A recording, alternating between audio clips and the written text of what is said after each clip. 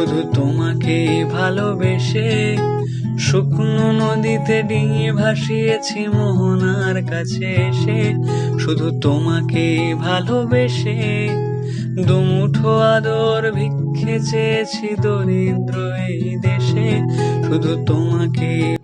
আজকে আমি আপনাদের সাথে শেয়ার করব সাভারের কোন জায়গায় সবচেয়ে কম রেটে লাইভ পিৎজা পাওয়া যায়। আসসালামু আলাইকুম, হ্যালো এভরিওয়ান। আশা করি যে যেখান থেকে আমার ভিডিওগুলো দেখেন কিংবা দেখছেন প্রত্যেকে ভালো আছেন, সুস্থ আছেন। অনেকদিন পর চলে আসলাম নতুন একটা ভিডিও নিয়ে। রাত 9টার দিকে আমাদের পিৎজা খাওয়ার প্রচুর ক্রেভিংস হয়, আর আমরা সবাই মিলে চলে যাই জাহাঙ্গীরনগর ইউনিভার্সিটিতে। জাহাঙ্গীরনগরে ছোট একটা ফুডকার্টের মতন হয়েছে, এখানে একদম চোখের সামনে লাইভ পিৎজা বানানো হয়, আর এটা টেস্টের তুলনায় প্রাইসিং আলহামদুলিল্লাহ অনেক কম। যাদের আমার মতন রাতের বেলায় এরকম পিৎজার ক্রেভিংস হয়, আপনারা কিন্তু চলে যেতে পারেন এরকম লাইভ পিৎজা খেতে। এখানে আপনারা আপনাদের ইচ্ছা মতন ইনগ্রেডিয়েন্টস অ্যাড করতে পারবেন বা স্ক্রিপ্ট করতে পারবেন।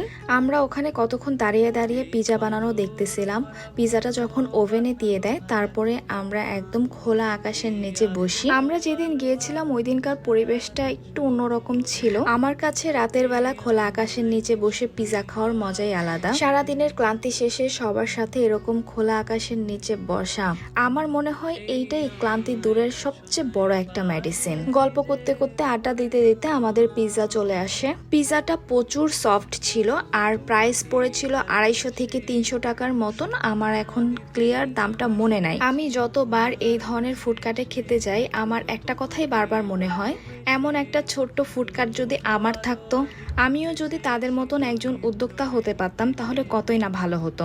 যাই হোক, আপনারা যদি জাহাঙ্গীরনগর আসেন, অবশ্যই এই পিৎজাটা একবার হলেও ট্রাই করবেন। প্রাইসের তুলনায় পিৎজাটা অনেক অনেক অনেক ভালো আলহামদুলিল্লাহ। কম প্রাইসে দিচ্ছে দেখে যে তারা কিপটামি করছে এমনটা না, তারা প্রত্যেকটা উপাদানই ব্যবহার করেছে পিৎজার মধ্যে। লোকেশন হলো জাহাঙ্গীরনগর বটতলা। এখানে ভর্তা ভাতের পাশাপাশিও এখন অনেক মজার মজার পিৎজা, বার্গার সবই পাওয়া যায়। আমরা এখানে খাওয়া দাওয়া আড্ডা কমপ্লিট করে চলে যাই চায়ের সাইডে। যত যাই কিছুই হোক না কেন, কোনো আড্ডাই সম্পূর্ণ হয় না চা ছাড়া। যে কোনো খাবারের শেষে চা মাস্ট লাগবে। আপনাদের কাদের আমার মতন এমন হয়, অবশ্যই কমেন্ট করে জানাবেন। কিছু ব্যস্ততার কারণে এতদিন ভিডিও দিতে পারিনি, ইনশাল্লাহ আজ থেকে রেগুলার ভিডিও দিব। আপনারা সবাই দোয়া করবেন আমাদের জন্য। আমার আজকের এই ভিডিওটা এই পর্যন্তই। দেখা হবে নেক্সট কোনো একটা ভিডিওতে। সবাই ভালো থাকবেন, সুস্থ থাকবেন। আল্লাহ হাফেজ। তোমাকে ভালোবাসবো ভেবেছি শত যুদ্ধেরও শেষে, শুধু তোমাকে।